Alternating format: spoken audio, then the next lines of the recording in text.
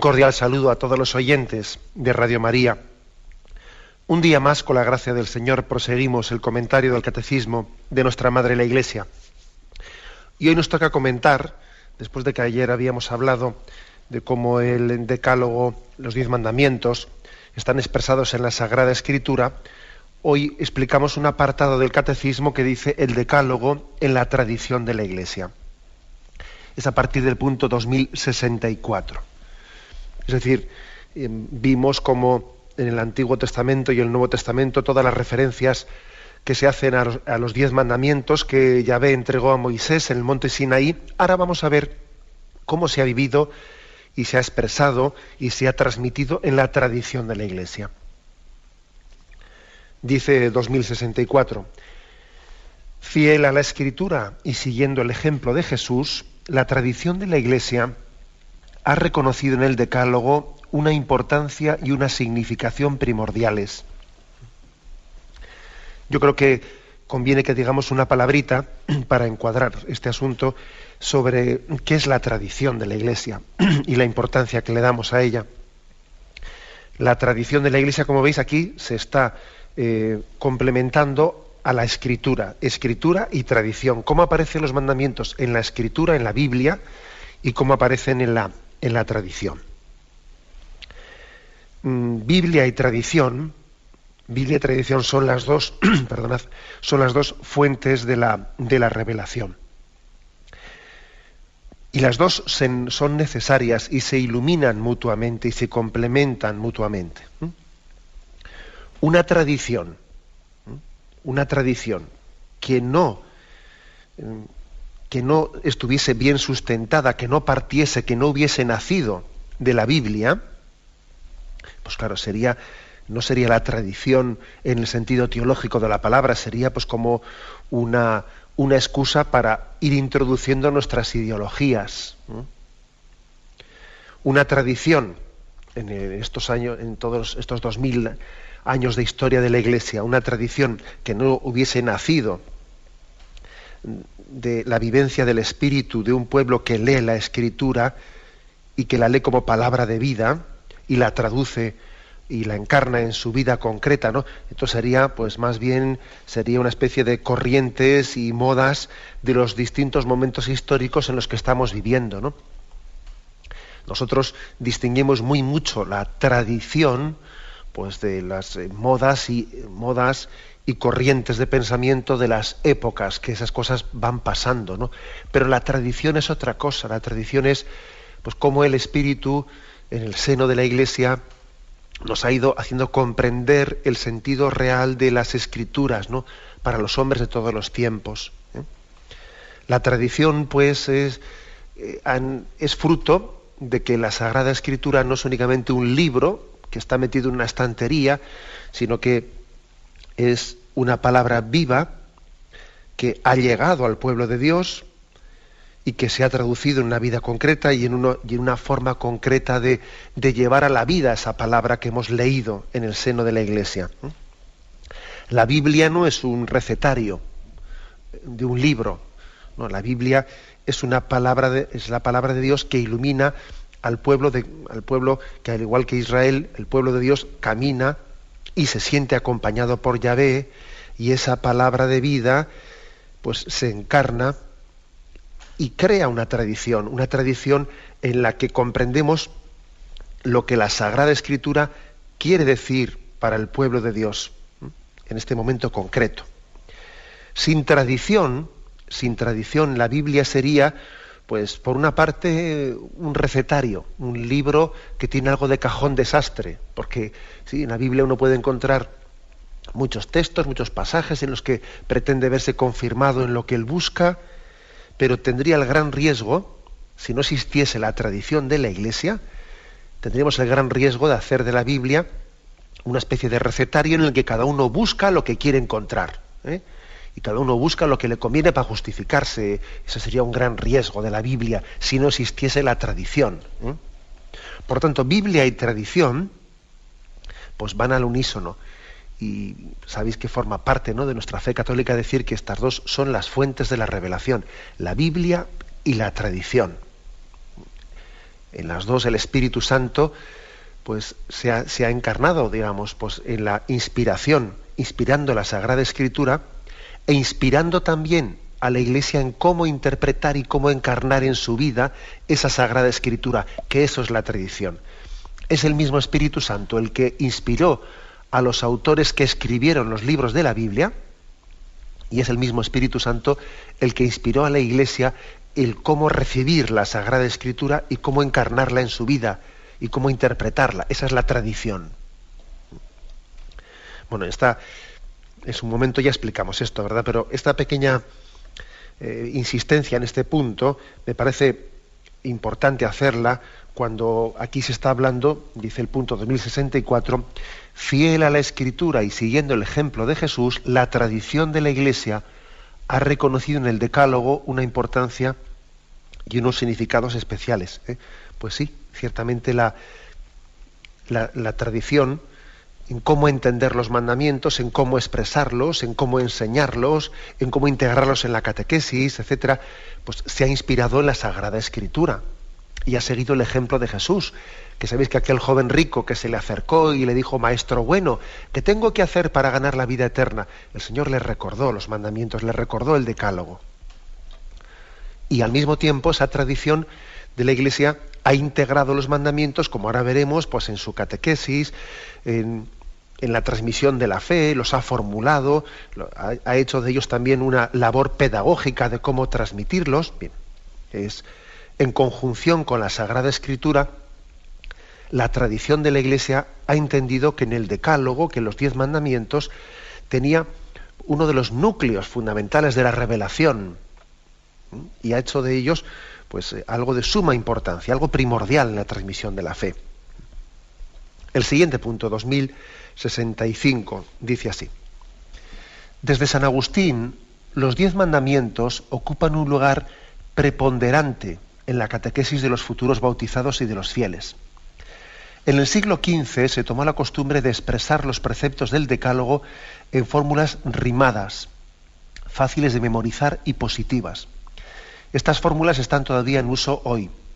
Los catecismos de la Iglesia han expuesto con frecuencia la moral cristiana siguiendo el orden de los 10 mandamientos. Bueno, me imagino que igual os llama la atención que esa forma rimada, más o menos, ¿no?, en la que nosotros nos hemos aprendido los mandamientos: el primero, amarás a Dios sobre todas las cosas; el segundo, no tomarás el nombre de Dios en vano; el tercero, santificarás las fiestas; el cuarto, honrarás a tu padre y a tu madre, etcétera, etcétera. Igual os llamará la atención que esa fórmula rimada en la que hemos aprendido los mandamientos no coincide con ningún pasaje así concreto de la Biblia, ¿no? Dice, a ver, oye, ¿en qué parte de la Biblia están los mandamientos en el orden y en la fórmula que a mí me los enseñaron de pequeño en la catequesis? Pues no, tú verás que en la Sagrada Escritura, pues en la formulación en la que están expresados los mandamientos, pues no es en ese orden o en ese ritmo, no. Y no es lo mismo, pues como se narra pues en Deuteronomio o en el libro del Éxodo. Hay distintas formas en las que Moisés, en los distintos discursos, habló de los mandamientos en orden y en formulaciones distintas. En un sitio dice: no desearás la mujer de tu prójimo; en otro sitio lo dice de otra forma. Está hablando del mismo contenido, ¿no? Bien, pues, por lo tanto, fijémonos bien, ha habido también en la tradición de la Iglesia, ha habido también una conciencia de que había que ser pues padre y pedagogo y catequeta, y había que poner también en una forma fácil de transmitir el contenido de los 10 mandamientos. Y fue especialmente San Agustín el que hizo ese esfuerzo. Y le debemos a él pues ese esfuerzo de catequesis, de cómo formular los 10 mandamientos. Y ya dice aquí, en el siglo XV se tomó la costumbre de hacerlo de forma rimada incluso, fáciles de memorizar y positivas. San Agustín entendió que tenía que recoger aquello y traducirlo para la catequesis de los que iban a ser bautizados, lo extrajo, lo ordenó, los 10 mandamientos, y luego incluso ya en el siglo XV hasta se hizo de ello formulaciones rimadas. Bueno, como veis, esto se llama también la tarea catequética de la Iglesia. Es la fe que se hace pedagogía, es la fe que se hace también, que se hace cercana, cercana para poder ser memorizada por los sencillos de Dios. Por cierto que este punto concreto me da pie para, aprovechándolo, hacer una presentación del Catecismo para niños, Jesús el Señor, que muy recientemente, el 7 de abril, fue presentado en la Conferencia Episcopal Española, Nuevo Catecismo para niños. Los destinatarios son los niños de 6 a 10 años. O sea que de modo estamos ante un instrumento indicado y adecuado para la preparación a la primera comunión. Y este catecismo destinado a los niños también se dirige lógicamente pues, a familias, sacerdotes, catequistas, profesores, todos los que son responsables en la tarea pastoral de educación de los niños. Es un catecismo es un libro respaldado por la máxima autoridad de la Iglesia y elaborado para transmitir de forma fiel y adecuada los contenidos de la fe cristiana. Si tenemos en cuenta que en el año 1992 se publicó el Catecismo de la Iglesia Católica, que es precisamente el catecismo que explicamos en este programa que se llama Catecismo de la Iglesia Católica, lo que hace es explicar el Catecismo Mayor, ¿no? Del cual después, además ya se indica en el prólogo de este Catecismo Mayor, que era necesario, era preceptivo, que se renovase en el resto de los catecismos menores, catecismos resumidos, catecismos para niños, catecismos para jóvenes, tomando como punto de partida esta gran obra del Catecismo Mayor. Pues la Iglesia tiene la llamada de ir elaborando, ir renovando los catecismos partiendo de los contenidos del Catecismo Mayor de la Iglesia Católica. Bueno, pues por eso un catecismo es tan importante, ¿no? Porque expresa el conjunto de la fe. En un catecismo se dice todo lo sustancial sobre la fe, no únicamente una parte, no. En el catecismo se aborda todo. Ahora, lógicamente, no se aborda con la misma extensión cuando es un catecismo para niños, pero sí se aborda todo. Sí se aborda todo. Y en consecuencia, después de la Biblia, el catecismo es el libro que tiene el máximo rango para los católicos. Nuestra fe no surge de nosotros mismos, sino que la recibimos de Jesucristo, por mediación de la Iglesia. Y la diferencia entre la Biblia y el catecismo es, pues que en el catecismo ha sido la tradición de la Iglesia y ha sido la labor catequética y pedagógica de la Iglesia la que ha expresado la revelación de una manera ordenada, sintetizada, expresada, ¿no?, en lenguaje cercano para los destinatarios de ese libro. Un catecismo tiene una doble fidelidad, si me permitís esta expresión, una doble fidelidad.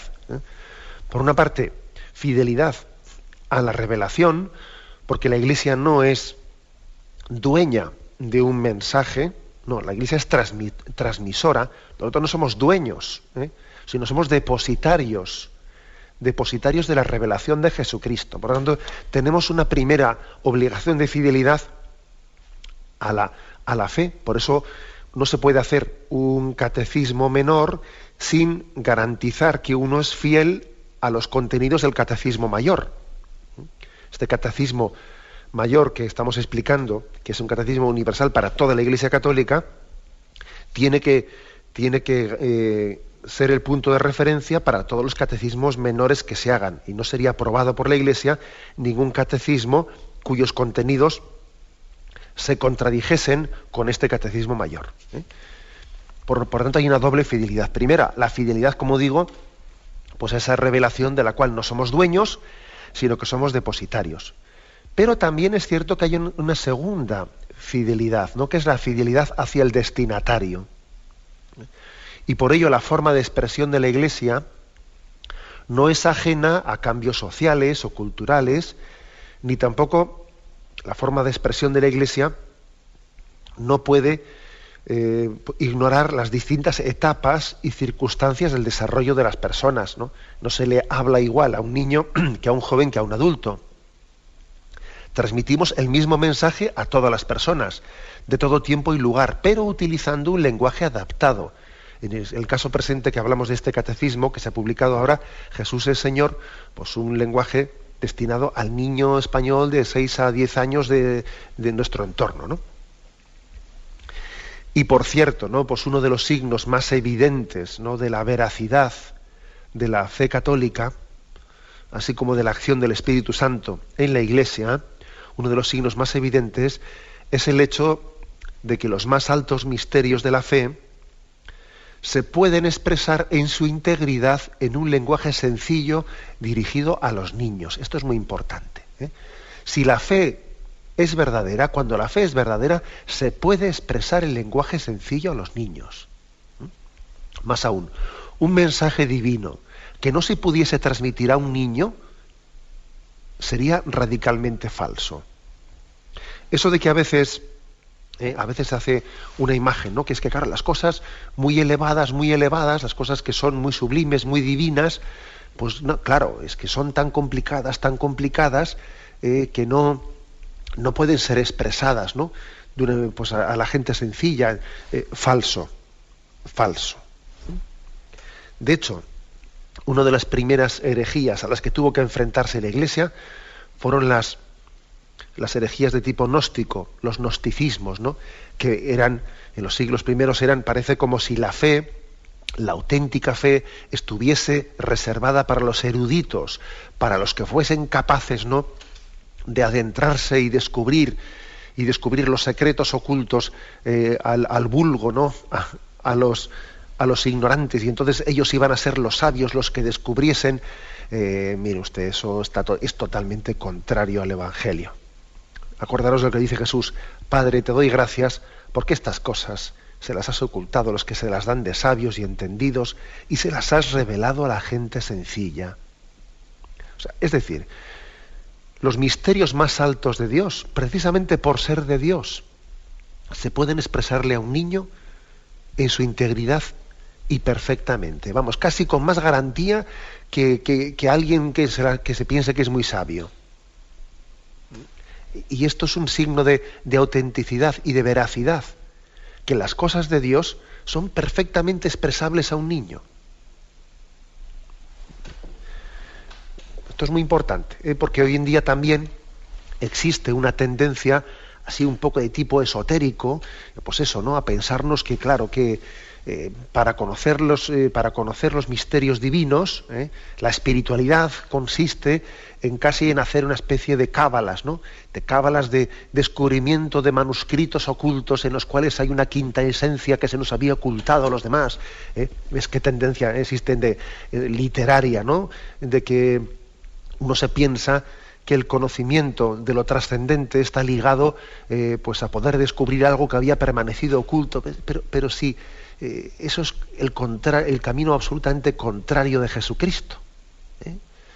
Los misterios de Dios están perfectamente al alcance del niño, y ese es el catecismo. Eso es un libro dirigido al niño, en el que está recogida la integridad de la fe católica. Bueno, esto es muy importante. El mensaje divino que no se puede transmitir a un niño, ya solamente con eso, ya digamos claramente que es radicalmente falso, si no se puede transmitir a un niño. Eso de que, claro, es que esto es un tema muy complicado, y entonces, como es muy complicado, no. Por ejemplo, pongo un ejemplo. Eso de que a veces se dice, claro, es que ¿cómo explicamos el momento de lo que ocurre más allá de la muerte, ¿no? No, claro, es que eso es una cuestión demasiado compleja, porque dependiendo de los conceptos antropológicos, porque no, la expresión concreta en nuestras fórmulas verbales y no sé cuántos y no sé qué. Mira, no me metas tantos rollos, porque a ver si lo que nos falta es la fe. Porque la fe católica ha expresado claramente que en el momento de la muerte hay una separación de alma y cuerpo. Y el cuerpo es mortal y el alma es inmortal. Y ese alma comparece delante, etcétera, etcétera, etcétera. Entonces, un misterio que no puede, o que parece que alguien es incapaz de traducirlo en conceptos claros, en el fondo lo que está escondiendo no es que el tema sea muy complejo, sino lo que está escondiendo es falta de fe. falta de fe en nuestra fe, por ejemplo, en el más allá de la muerte.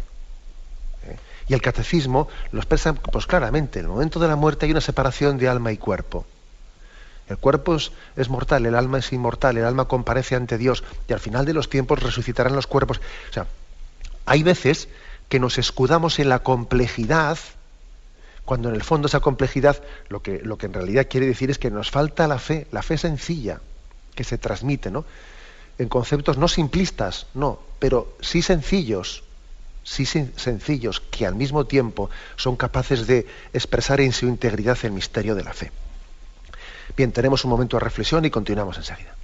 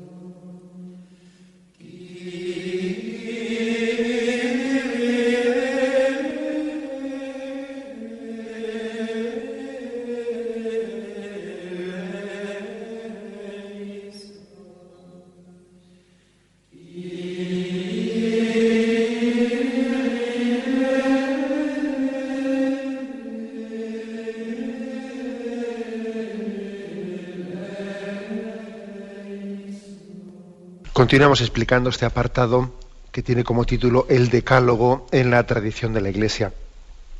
Y a propósito de esta explicación que se hace aquí en el Catecismo, de cómo pues, se fueron formulando, primero gracias a la pedagogía de San Agustín y después también en el siglo XV y posteriormente el Concilio de Trento, se fue desarrollando toda una pedagogía en la forma de expresar la catequesis y los mandamientos. A propósito de ello, me parecía oportuno también presentar el Catecismo para Niños, que se ha aprobado recientemente en la Conferencia Episcopal Española, con el título de Jesús es Señor, un catecismo dirigido a los niños de 6 a 10 años. Yo creo que sería muy hermoso que todos pudiésemos tener en casa este catecismo, incluso los que no tienen o los que no tenemos niños en casa, porque es conveniente que todos conozcamos el lenguaje apropiado para expresar la fe a los niños, ¿no? Como los misterios de Dios, los misterios más sublimes, se deben también de transmitir en palabras sencillas, pero llenas de significado, ¿no?, a nuestros niños. Y una precisión importante. A veces se suele confundir el catecismo con los materiales de catequesis, y son dos cosas distintas. Los materiales de catequesis, que suelen ser apoyos pedagógicos que se suele ofrecer a los niños, en los que a veces escriben, pintan, colorean, etcétera, suelen de alguna manera, pues a veces también pues, ser un soporte y una ayuda importante, ¿no? Pero el peligro puede ser cuando esos materiales de catequesis sustituyen al catecismo, y eso no debería de ocurrir nunca. El catecismo es un librito, que aquí también se ha hecho un esfuerzo pues de que sea atrayente, de que tenga unos dibujos y también una forma de ser expresado atrayente, pero el catecismo no es un libro de materiales, ¿no?, sino que es un libro en el que está recogida la integridad de la fe, se ofrecen fórmulas de memorización, fórmulas de aprendizaje, explicaciones. Un libro que es distinto a los materiales de catequesis. Y podría ser que en un lugar se tome la opción de decir, bueno, pues yo quiero tener únicamente el catecismo. En otro sitio podría decirse, bueno, aparte del catecismo también conviene que tengamos unos materiales de catequesis. Pero lo que no sería correcto es decir, vamos a tener materiales de catequesis y no vamos a tener el catecismo. Eso no sería correcto. El catecismo debemos de tenerlo siempre, el niño debe de tenerlo y debe de acostumbrarse a utilizarlo, al igual que también debe de saber utilizar la Biblia, el Nuevo Testamento, especialmente, ¿no? Saber manejarlo. También tiene que saber manejar el catecismo y aprender a recurrir a las oraciones que ofrece, a las fórmulas de memorización, a las preguntas y respuestas. O sea, no confundir el catecismo con los materiales de catequesis. Los materiales, al fin y al cabo, para el año que viene se van a tirar, ya está rellenado, ya está pintado, y uno se deshace de ellos y ya está, ¿no? Pero el catecismo es para siempre. Y debe formar parte, junto con la Biblia, pues de esa pedagogía de Dios en la que se nos ha transmitido, ¿no? Por una parte, Biblia, y por otra parte, tradición de la Iglesia, y la tradición se hace pedagogía en el catecismo. Digo que debe de permanecer siempre el catecismo con nosotros, ¿no? Incluso el catecismo de cuando éramos pequeños. Me imagino que alguno tendréis ese catecismo, lo tenéis como oro en paño guardado en vuestras bibliotecas, ¿no? Pues sí, Señor, deberíamos de guardarlo siempre, el catecismo con el que aprendimos nuestra fe, con el que la Iglesia Madre nos transmitió la fe. Hay que guardar ese catecismo, porque es ese catecismo y recurrir a él de vez en cuando, porque es expresión de la pedagogía, de la tradición de la Iglesia, cómo, con qué pedagogía, con qué palabras y frases tan acertadas se me transmitió la fe. Recuerdo una histórica entrevista televisiva que tuvo lugar en el año 1990, hace ya bastante, que se realizó en televisión española. Le realizó el periodista Jesús Hermida al psiquiatra y escritor Juan Antonio Vallejo Nájera, que estaba pues padeciendo un cáncer, estaba en los días terminales porque estaba aquejado de un cáncer de páncreas. Y aquel hombre, aquel católico, aquel cristiano, dio un testimonio importantísimo, aquel psiquiatra y escritor Juan Antonio Vallejo Nájera, pues permitiendo que, yendo a Televisión Española, y que le hiciesen una entrevista pocos días antes de su fallecimiento. Bueno, el caso era el mes de marzo de 1990, y Jesús Hermida le preguntó sobre su estado de salud. Él dijo claramente que estaba pues perdiendo esa batalla contra el cáncer, que estaba en los días finales de su vida. Y aquel periodista, Jesús Hermida, dirigiéndose a aquel enfermo de cáncer, le preguntaba: bueno, usted que es un eminente psiquiatra de España, usted que es un escritor prolífico, usted que es un destacado humanista, ¿no? ¿Qué está usted leyendo en estos días finales de su vida? Y Vallejo Nájera dio una respuesta que fue una auténtica lección, yo creo que para toda la nación española en aquella entrevista, ¿no? Él dijo: en estos días finales de mi vida he decidido volver a leer y a estudiar el catecismo que aprendí de pequeño. He pensado que en este momento de mi vida tengo que redescubrir mis raíces. Aquella respuesta, ¿no?, que dio aquel hombre, yo pensé para mí, dije, yo recuerdo haber visto aquella entrevista, yo era jovencito, y recuerdo que pensé para mí, este hombre en esta respuesta ha ayudado más a confirmar y a transmitir la fe que en muchísimas predicaciones que podamos hacer los demás, ¿no? Porque era un testimonio de cómo en el momento culminante y cumbre de su vida, él volvía a regresar a las raíces, y las raíces están en el catecismo, en el que la tradición de la Iglesia, hecha pedagogía, nos ha transmitido la fe. Es, por lo tanto, importantísimo, ¿no?, y definitivo, ¿no?, el catecismo en nuestra vida. Bueno, pues como veis, estoy comentando el catecismo, pero estos puntos en los que se habla de cómo San Agustín él hizo catequesis y tradujo a la catequesis de la Iglesia el Decálogo, los 10 mandamientos. Y como veis, en esta pequeña presentación que he hecho del nuevo catecismo para niños, Jesús es Señor, pues que podéis tenerlo en todas las librerías religiosas, podéis comprar ese catecismo, pues tenéis una prueba bien clara de cómo la Iglesia sigue siendo madre, pedagoga, catequeta, acercando el catecismo, acercando el mensaje de la revelación al hombre de hoy, al niño de hoy, que sigue peregrinando, ¿no? Bien, tenemos un momento dado el Decálogo en la tradición de la Iglesia. Dice el punto 2066: La división y numeración de los mandamientos ha variado en el curso de la historia. El presente catecismo sigue la división de los mandamientos establecida por San Agustín y que ha llegado a ser tradicional en la Iglesia católica. Es también la de las confesiones luteranas. Los padres griegos hicieron una división algo distinta que se usa en las iglesias ortodoxas y las comunidades reformadas. Bueno, igual algún oyente se queda un poco así perplejo, ¿no?, cuando escucha esto y dice, ay, pero ¿cómo? Que, oye, a lo largo de la historia de la Iglesia se ha hecho una división y una numeración distinta de los mandamientos.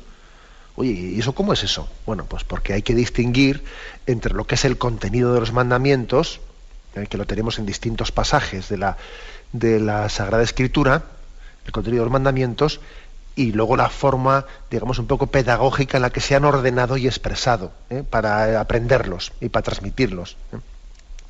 Lo que no conservamos es las tablas de la ley, que ya sabéis que están perdidas, y el libro y lo que es el Arca de la Alianza. Bueno, pues por ahí siguen buscando algunos el Arca de la Alianza, a ver dónde quedó enterrada, dónde quedó escondida, pero bueno, lo que no conservamos es la forma concreta en la que quedaron escritos en las tablas de la ley, pues aquellos mandamientos. ¿Me explico? Entonces, nosotros tenemos, por supuesto que conocemos cuál era el contenido del decálogo de los 10 mandamientos, pero en distintos pasajes de Éxodo, de Deuteronomio, etcétera, está expresado más o menos con palabras diferentes, pero con el mismo contenido. Bueno, entonces ahora en la tradición de la Iglesia se ha hecho un esfuerzo catequético de expresarlo de una manera ordenada, incluso intentando que sea una forma fácil de memorizar, fácil y ágil y incluso rítmica en la manera de transmitirlo. Digo esto para que nadie se quede un poco perplejo, pero hombre, que la división y la numeración de los mandamientos ha variado a lo largo de la historia, sí, pero eso no quiere decir que haya variado en los contenidos. Los contenidos son los mismos, pero es verdad que la Iglesia ha ido haciendo una fórmula, digamos, pedagógica de cómo transmitirlo. La formulación nuestra viene de San Agustín. También es la misma que utilizan las confesiones luteranas, porque eso era anterior a la división de Lutero de la Iglesia católica, aunque luego pues las iglesias ortodoxas y también algunas comunidades reformadas protestantes también han ido cogiendo otras formas y otro orden distinto de formular los 10 mandamientos. Como os imagináis, eso es lo de menos, lo importante es el contenido, ¿no? Aunque también tiene mucha importancia el esfuerzo que ha hecho la tradición de la Iglesia por ser catequético, ¿no?, por ser también, por hacerse entender. Dice el punto 2067. Los 10 mandamientos enuncian las exigencias del amor de Dios y del prójimo. Los 3 primeros se refieren más al amor de Dios y los otros 7 más al amor del prójimo. Y aquí viene una cita de San Agustín. Como la caridad comprende 2 preceptos en los que el Señor condensa toda la ley y los profetas, así los 10 preceptos se dividen en 2 tablas. 3 están escritas en una tabla y 7 en la otra. Bueno, yo no sé si vosotros habéis visto, yo recuerdo que sí, que en la capillita que tenía yo en la parroquia de Zumárraga, allí teníamos unas pequeñas tablas, ¿no?, como las 2 tablas de la ley, y te llamaba la atención.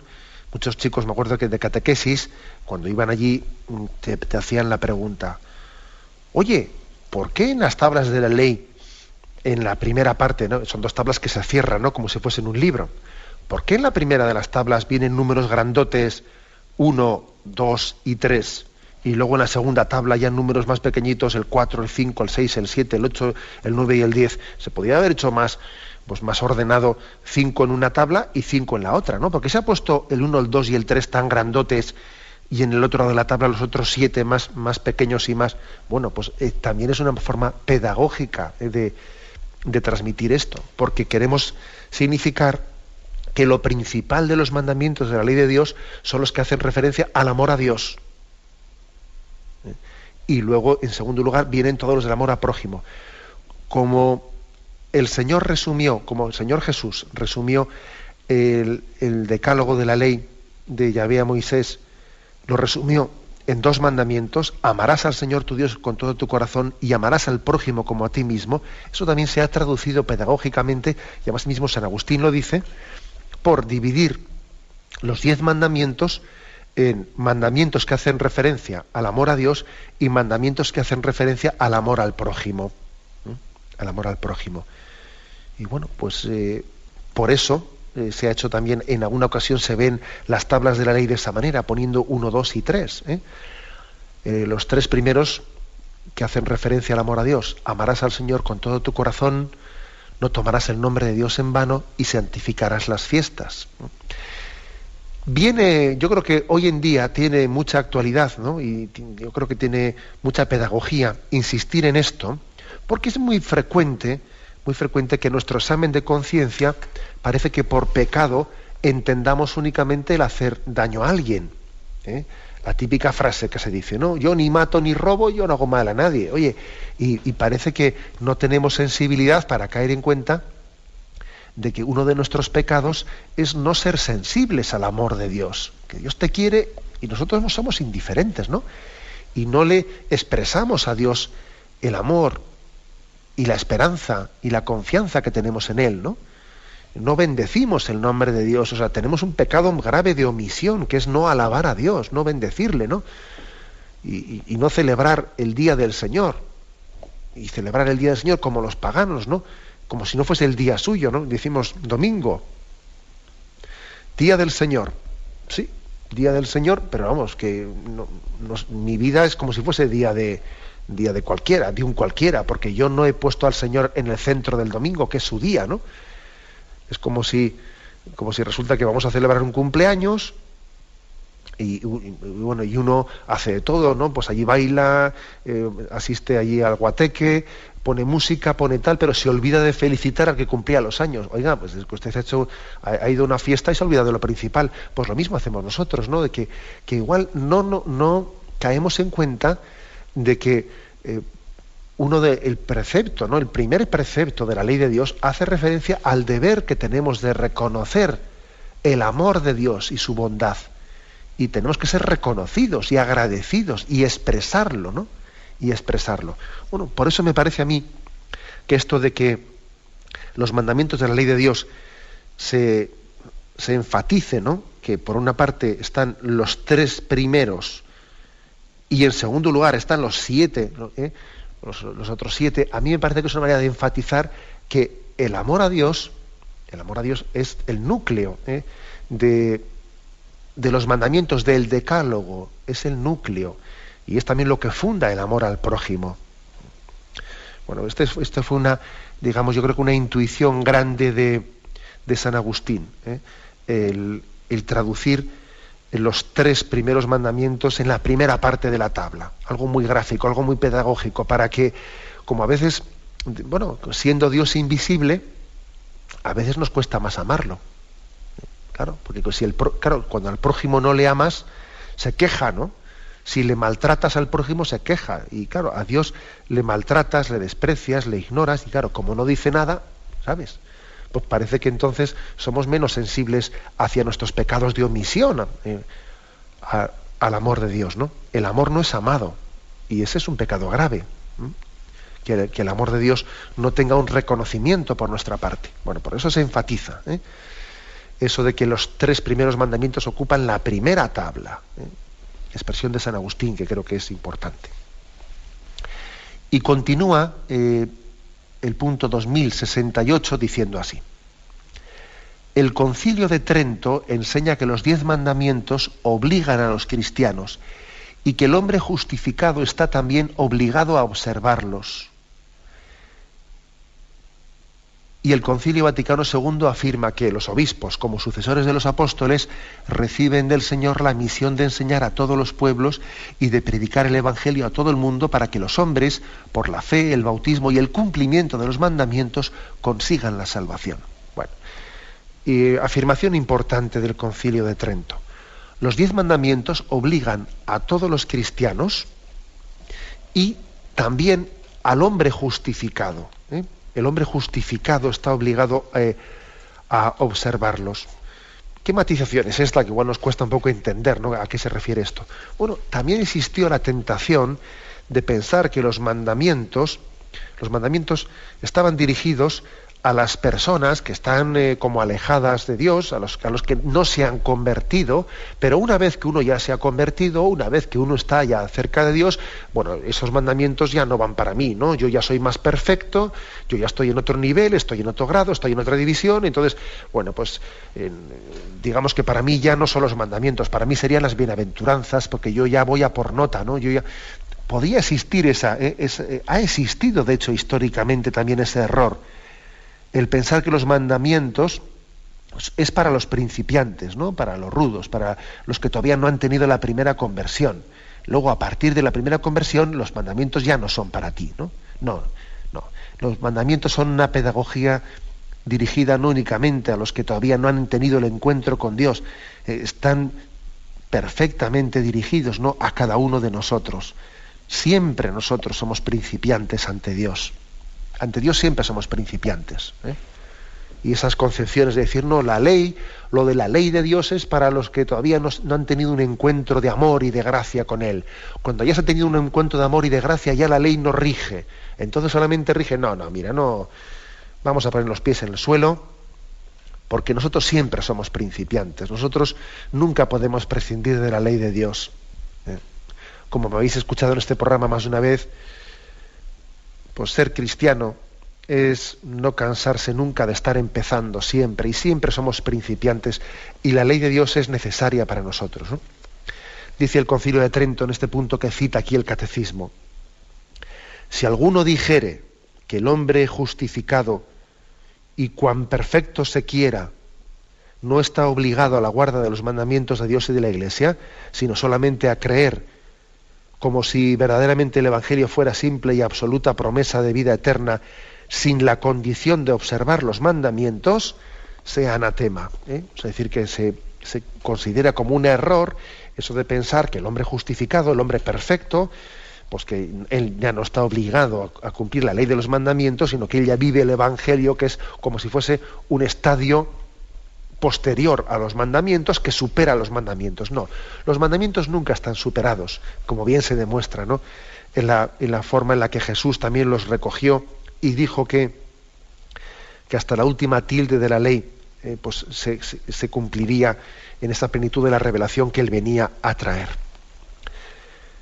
Por lo tanto, aquí, como dice, los obispos, los sacerdotes, todo el pueblo de Dios, todos los catequistas están también obligados, ¿no?, a expresar, a transmitir los mandamientos como fuente de vida, ley de vida, ley de gracia. Es una ley de gracia, es una fuente de vida, mandamientos de vida para el hombre. Así tenemos que transmitirlos, sabiendo que hay en ellos una revelación de Dios que es buena para el mundo. Bien, lo dejamos aquí. Hemos explicado hoy el apartado que dice el decálogo en la tradición de la Iglesia, que son los puntos del 2064 al 2068. Ahora damos paso a la intervención de los oyentes. Podéis llamar para formular vuestras preguntas al teléfono 917-107-700, 917-107-700.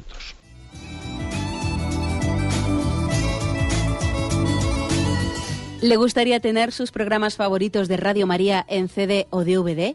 Ahora es posible.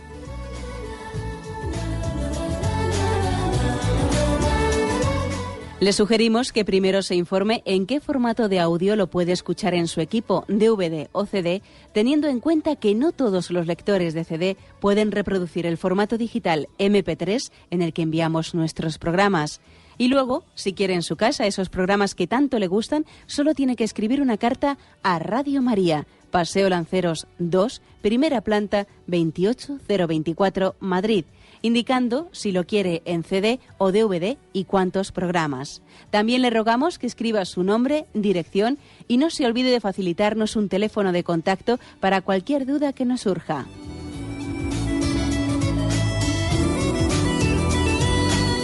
Radio María, más cerca de usted.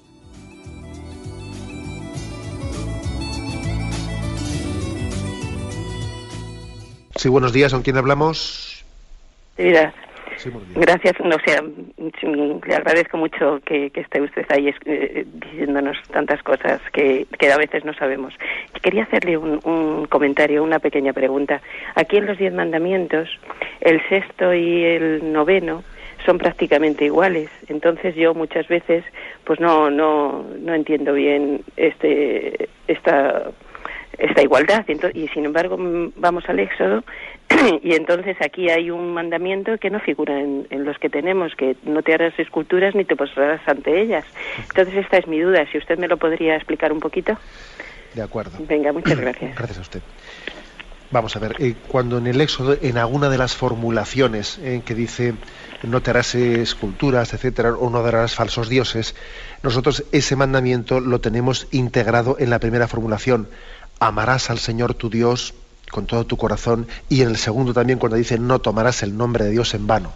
Por lo tanto, nuestra obligación de adorar a Dios, al Dios vivo, y no hacernos falsos ídolos, está integrado en el primer y en el segundo mandamiento.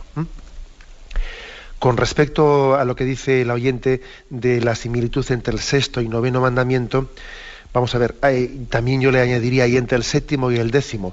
El 6º mandamiento: no cometerás actos impuros, y el 9º: no consentirás pensamientos ni deseos impuros.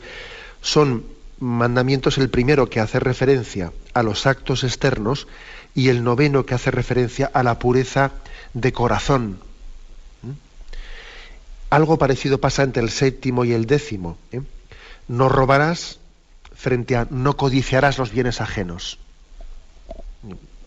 Es similar. Si el 6º mandamiento hace referencia a los pecados de obra contra la pureza, el 9º son los pecados de pensamiento contra la pureza. El 7º es el pecado de obra contra la propiedad del prójimo, el robo, mientras que el 10º es la codicia o la envidia de los bienes ajenos. Bien, es que es importante entender que Jesús vino a enseñarnos una moralidad que no se circunscribía exclusivamente a los actos externos, sino que Jesús venía también a purificar y a sanar el corazón del hombre, porque del interior del hombre, de su corazón, es de donde nace el odio, el rencor, la impureza, el robo, la difamación. Por eso también pedagógicamente, en estos dos aspectos por lo menos, ¿no?, en lo que se refiere a la sexualidad y en lo que se refiere también pues al uso de los bienes materiales, se ha hecho una formulación que yo creo que es muy pedagógica, que es entender que nos examinemos no únicamente de los actos externos, sino también de nuestra interioridad. Ahí pues también hay una gran, yo diría, esfuerzo catequético y pedagógico, ¿no?, al formularlo así.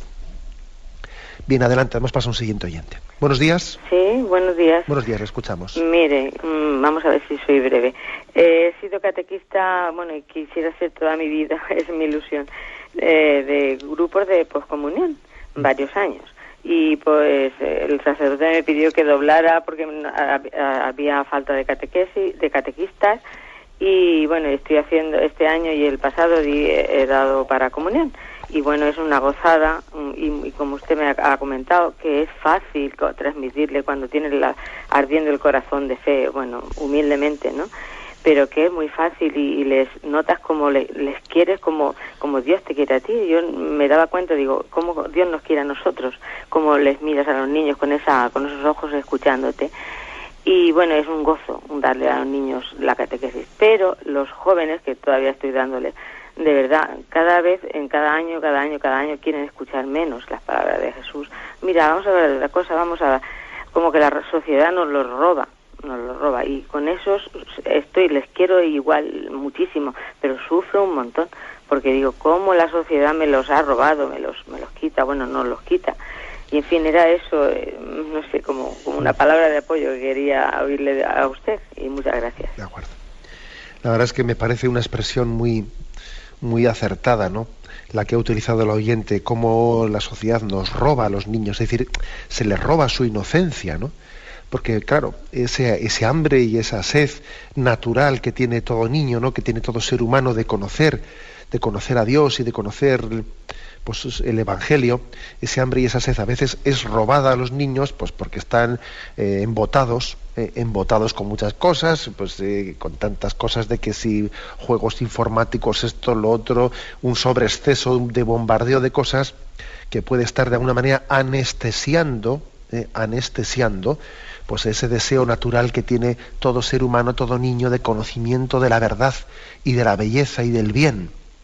Por desgracia existe ese bombardeo en el que a un niño parece que se le queda anestesiado el corazón.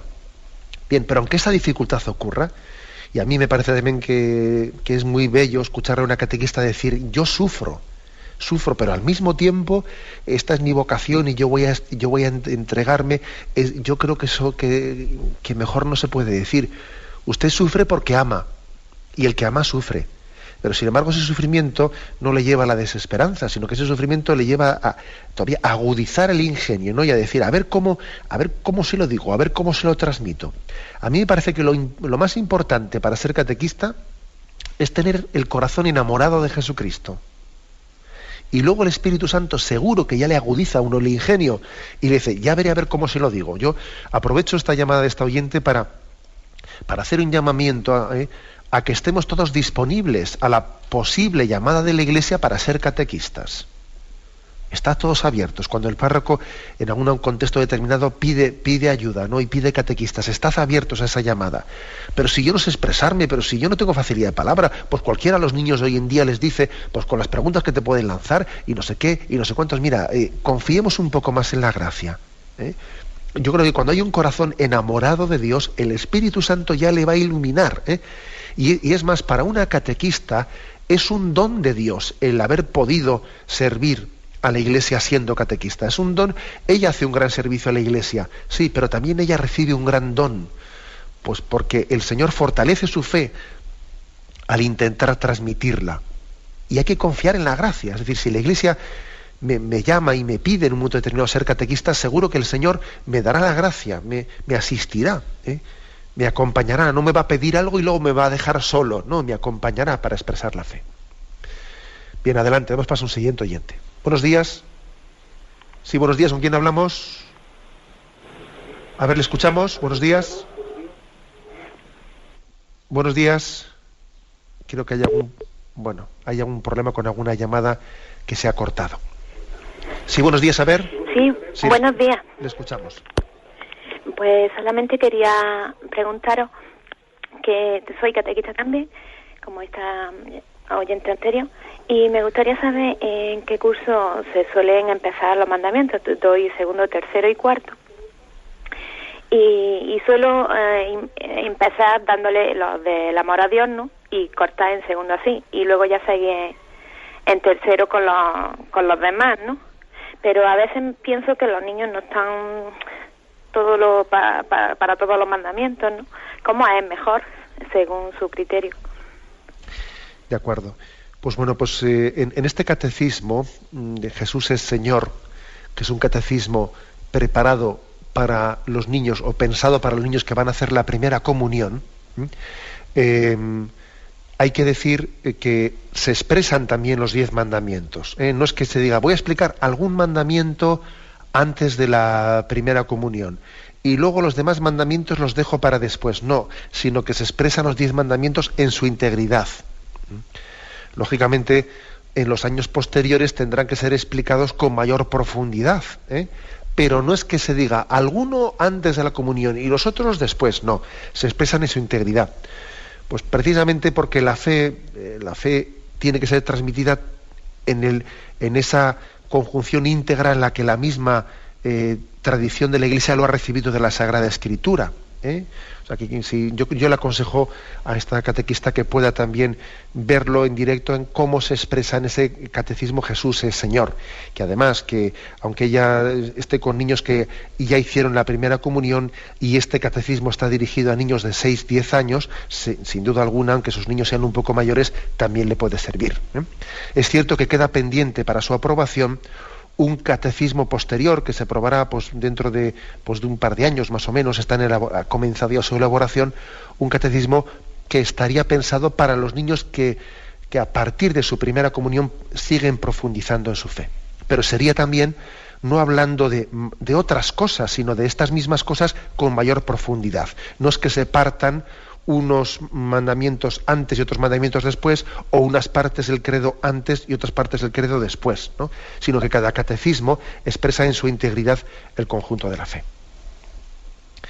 Bien, me despido con la bendición de Dios Todopoderoso, Padre, Hijo y Espíritu Santo. Alabado sea Jesucristo.